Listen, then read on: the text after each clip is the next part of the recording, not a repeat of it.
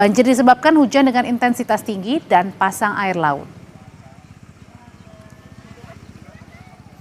Demikian Kompas Update, Sapa Indonesia Malam, kami lanjutkan kembali. Terima kasih Anda telah menyaksikan Kompas Update. Didukung oleh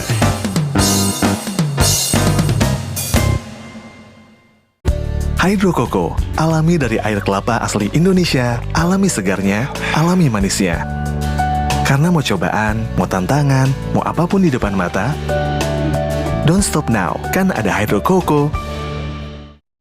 Hydro Coco, alami dari air kelapa asli Indonesia, alami segarnya, alami manisnya. Karena mau cobaan, mau tantangan, mau apapun di depan mata, don't stop now, kan ada Hydro Coco.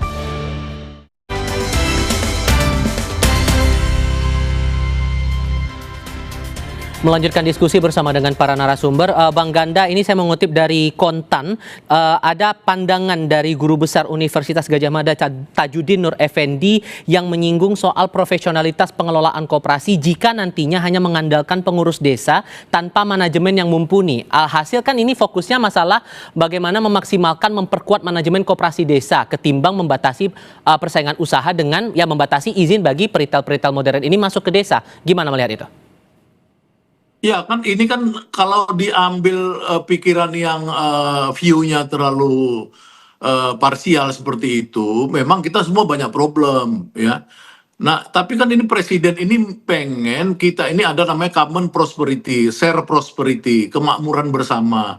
Cita-cita dia kan di situ. Makanya kalau dia bilang Indonesia Incorporated, itu pasti dia ingin membagi ya keuntungan buat BUMN itu bagaimana, didapat dari mana, keuntungan swasta itu di sektor mana, keuntungan koperasi di mana.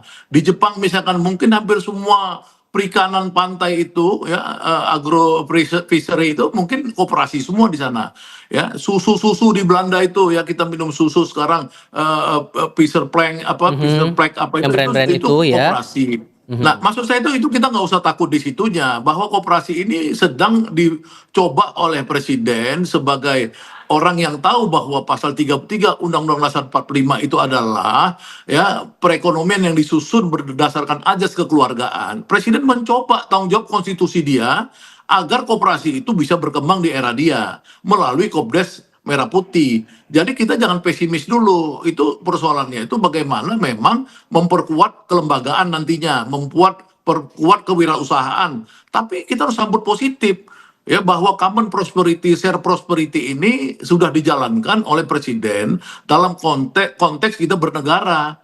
Itu loh, jadi kita dukung aja kalau menurut saya. Nah, tapi yang paling penting kan ada dua ide tadi. Satu, yang sifatnya substitusi, ya itu yang dipikirkan oleh Kementerian Desa.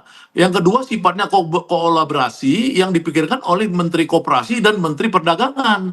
Jadi sebenarnya saya belum tahu presiden di mana posisi dia. Ini akan kompetisi atau kolaborasi atau pembagian wilayah. Misalkan yang desa terlalu desa, yang mungkin retail modern tidak usah eksis. Bukan supply chain-nya, bukan misalkan mereka nggak bisa memasok telur, beras ke Koperasi Desa Merah Putih, itu tentu boleh dong gitu kan.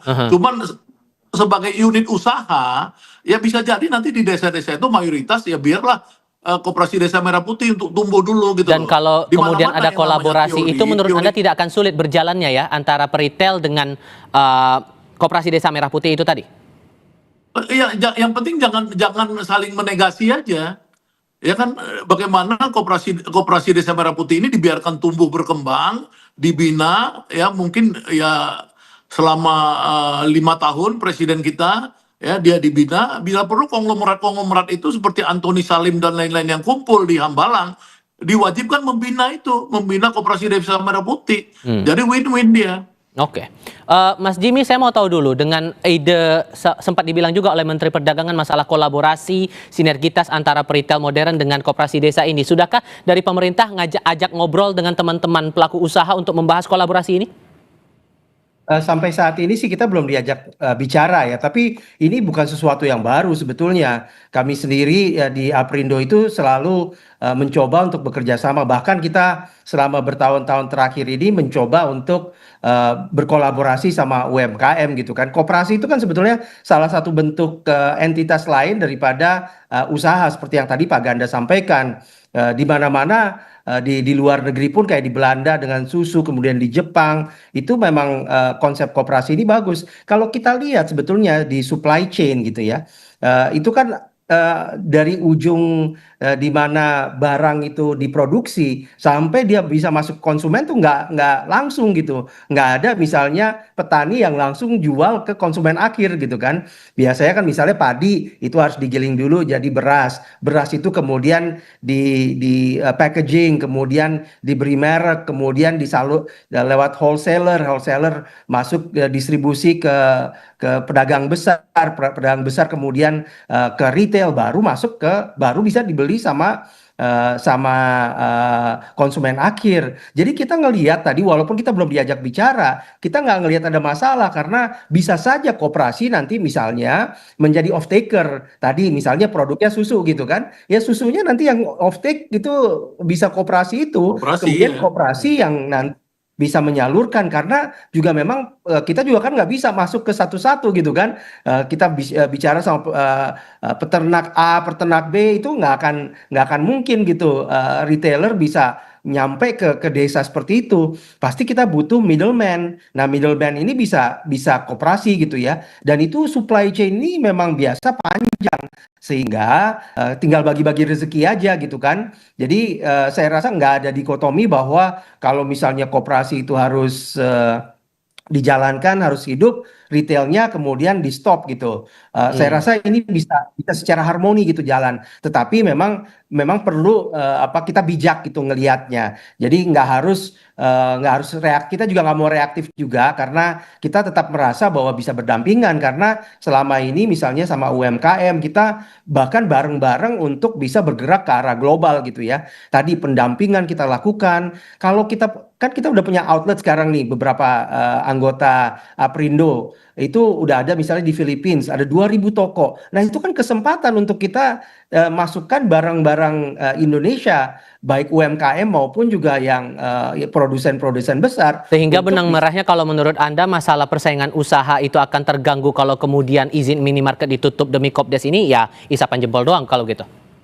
Sebetulnya nggak isapan jempol juga, pasti ada persaingan ya. Kita juga nggak mengatakan bahwa nggak ada persaingan, tapi persaingan yang sehat. Nah, siapa wasitnya? Ya wasitnya itu ya pemerintah, karena tadi kan Kementerian Perdagangan ada kepentingan. Karena gimana pun retailers ini adalah penjaga daripada inflasi. Kalau misalnya masyarakat itu nggak bisa mendapatkan barang dengan harga yang terjangkau, kemudian ketersediaan barang akan terjadi nanti peningkatan harga, kemudian juga kelangkaan produk sehingga nanti terjadi chaos gitu kan di lapangan. Nah, ini tapi juga di sisi lain Kementerian Koperasi, Kementerian Desa mereka harus juga menjaga kepentingan daripada koperasi desa gitu. Jadi kalau misalnya kedua atau dua sisi daripada koin ini bisa diatur sedemikian rupa yang tadi Pak Ganda saya senang sekali bilang Indonesia Incorporated yang selama ini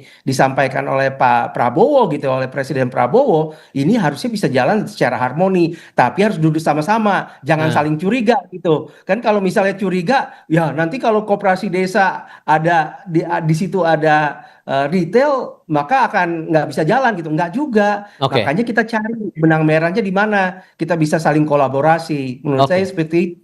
Bang Ganda, melihat ini sejauh mana Anda akan mencermati kalau untuk prospek dari koperasi desa ini seandainya kebijakan baru ini masalah minimarket izinnya di stop untuk yang baru-baru itu diberlakukan di wilayah desa itu tadi? Ya kan itu pemerintah pasti melihat ya. Jadi saya ini kan kebetulan teman dekat sekali dengan Pak Ferry Juliantono yang Menteri Koperasi. Jadi saya tahu pikiran dia ya. Bahkan dia itu sudah memikirkan bagaimana beberapa konglomerat retail modern itu bisa masuk pemegang saham di Koperasi Desa Merah Putih kelak ya nantinya misalnya kayak gitu. Jadi sebenarnya nggak ada dalam pengertian di end-nya itu ada yang rugi. Tapi bahwa perlu pembagian apakah berdasarkan wilayah atau berdasarkan sektor, produk dan lain-lain, itu memang harus dirumuskan ya berdasarkan konsep yang ditelurkan oleh Presiden terakhir itu Indonesia Incorporated. Jadi memang harus duduk lagi antara pelaku usaha yang sekarang ini misalkan retail modern ya, kemudian dengan teman-teman koperasi, pegiat koperasi, kemudian Kementerian Koperasi, kementerian terkait itu harus didudukkan bagaimana bisa nggak mereka itu pada akhirnya merumuskan apakah pembagiannya misalkan desa atau kota atau misalkan regional atau apa sektoral. Nah itu jadi kita harus positive thinking bahwa dua-duanya harus selamat gitu loh. Jadi koperasi ini sebagai alat untuk menjaga agar pertumbuhan ekonomi itu bisa menguntungkan rakyat desa. Itu kita pikirkan mulai sekarang win-win lah. Ekspektasi teman-teman pengusaha, Mas Jimmy, kalau kemudian kebijakan izin itu diterapkan, apa yang diharapkan dari teman-teman pengusaha, dari otoritas terkait, dari pemangku kebijakan untuk masalah retail ini ya tetap berjalan terus begitu? Ya, kita berharap bisa bisa bijak gitu ya dalam mengambil kebijakan ini.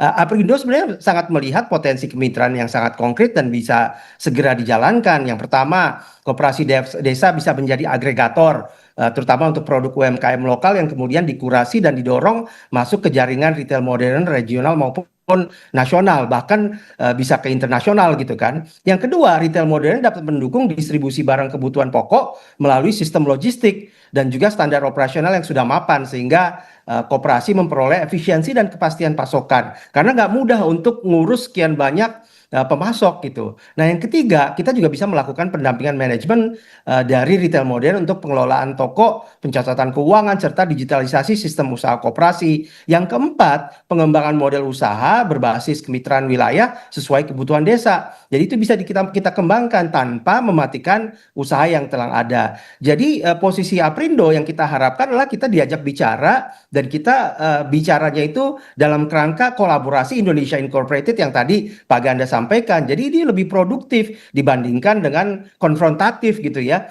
Nah, dengan sinergi distribusi, penguatan kapasitas dan akses pasar, koperasi desa dan modern ini retail modern dapat tumbuh berdampingan dalam satu ekosistem perdagangan yang sehat dan berkelanjutan. Itu yang kita harapkan. Jadi membangun satu ekosistem yang sehat dan sustainable. Nggak satu mati atau yang satu lagi mati gitu. Kita juga mau sama-sama gitu, mau sama-sama tumbuh, mau sama-sama hidup, mau sama-sama untung gitu kan. Tapi yang lebih penting lagi adalah yang nanti menikmati itu harusnya konsumen. Jadi masyarakat tetap mendapatkan barang secara harga yang terjangkau, bisa dapat akses supaya mereka nggak ada kelangkaan, sehingga inflasi kita juga terjaga. Jangan sampai nanti salah satu mati kemudian harganya nggak bisa distabilkan, kemudian juga ada kelangkaan gitu. Tapi saya yakin sih ya. Saya lihat Pak Presiden juga kan orang yang bijak ya, Pak Gandanya ini diajak ngomong berapa kali gitu kan sama beliau.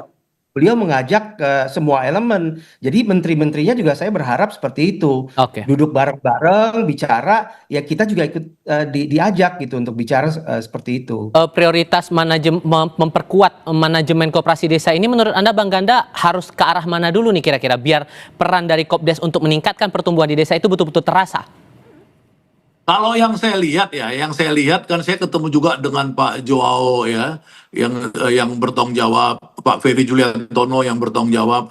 Itu mereka itu udah buat ininya, pola pertama ini memang memperkuat infrastruktur koperasinya itu ya. Kemudian nanti dia masuk ke seperti retail modern manajemennya, baru pelan-pelan ya di unsur koperasinya masuk. Itu yang banyak dikritik orang. Orang itu kan bilang koperasi harusnya bottom up dong. Ya kan, nah ini kelihatannya ini dimulai dengan top down ya, di mana pemerintah hadir, yang kemudian nanti kelihatannya baru bottom up-nya itu artinya kalau koperasi itu kan betul-betul dia anggotanya itu itu punya hak yang sama ya, bukan based on share tapi based on member ya, hak yang sama, kemudian mengelolanya itu untuk kepentingan anggota dan lain-lain. Jadi saya yakin itu bahwa strategi mereka itu akan tercapai. Ya mungkin dalam 5 tahun, bukan dalam 1 tahun ya. 1 tahun ini kan mereka 2 tahun ini infrastruktur sama seperti retail modern tadi. Makanya di situ mungkin ada ketakutan ya bahwa nanti ada seperti kompetisi yang tidak sehat. Ya. Ya menurut saya kalau dibagi ya di luar isu manajemen tadi ya, dibagi porsinya ya agar 80.000 koperasi desa ini kan Indonesia luas sekali ya, luas sekali ya. Jadi kita nggak usah takut lah berbagi. Dan saya yakin itu optimis saya dalam 5 tahun itu koperasi desa Merah Putih itu akan tumbuh seperti Indomaret, Alfamaret dan lain-lain. Baik, Bang Syahgana Nainggolan, Mas Jimmy, terima kasih banyak sudah mau berdiskusi bersama kami kali ini. Sehat selalu semuanya. Selamat malam. Saya selalu selamat malam Kak Iqbal, Jimmy. Sesaat lagi di Sapa Indonesia Malam.